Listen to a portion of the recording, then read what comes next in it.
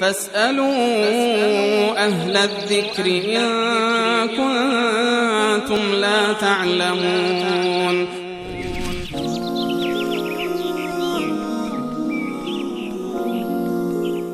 بله. بیننده دیگری ما از سلاسه بابجانی سلام کردن و علیکم سلام و رحمت الله.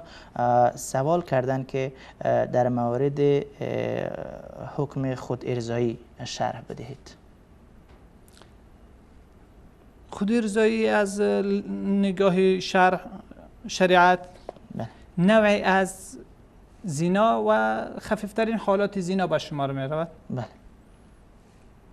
یعنی از به مرتبه زنای رسمی نمیرسه، اما یک شاخه از شاخه های او به شمار رفته و از لحاظ طبی هم نادرست به حساب شده.